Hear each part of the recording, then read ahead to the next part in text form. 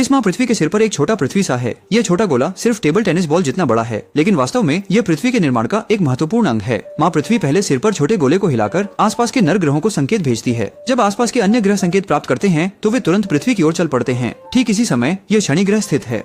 ये तुरंत ही माँ पृथ्वी की मधुर बाहरी उपस्थिति से आकर्षित हो गया, इसलिए दोनों ग्रह पहली नजर में ही मोह में पड़ गए और तुरंत प्रजनन समारोह शुरू हो गया। और प्रजनन का तरीका भी बहुत सरल था। वे एक दूसरे के सिर के छोटे गोले को रगड़ते रहे। फिर पृथ्वी एक प्रकार का हार्मोन स्रावित करती है जो शनि को उत्तेजित कर सकता है। उत्तेजित होकर शनि अपने अंदर से बहुत सारा मिट्टी का लावा उगल देता है।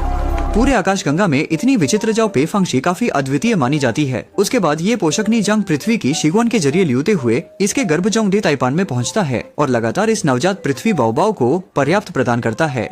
अभी देखने में यह पृथ्वी केवल बास्केटबॉल के आकार की है, लेकिन जैसे ही यह कुछ ही अरब वर्षों का विकास पूरा करेगी, यह एक पूर्ण ग्रह बन सकती है। इसी समय बगल में खड़ा वफादार शुक्र इस बात से वाकिफ हुआ कि वह जिस पृथ्वी से हमेशा से प्यार करता था, वह उसके पीठ पीछे किसी और ग्रह के साथ नजदीकियां बढ़ा रही है, जिससे वह इतना नाराज हो गया कि उसके होंठ तक सूजने लगे। क्योंकि शुक्र सौर मंडल में घर नहीं खरीद सकता था, उसने सोचा नहीं था कि पृथ्वी किसी और ग्रह के साथ चली जाएगी। तू सच में एक बेकार ग्रह है। आहत होकर शुक्र ग्रह केवल अपनी खरीदी हुई सेकंड हैंड शुतुरमुर्ग पर सवार होकर अगला ग्रह चाटने की तैयारी करता है। मानना पड़ेगा शुक्र ग्रह वाकई एक महत्वाकांक्षी चाटुकार है।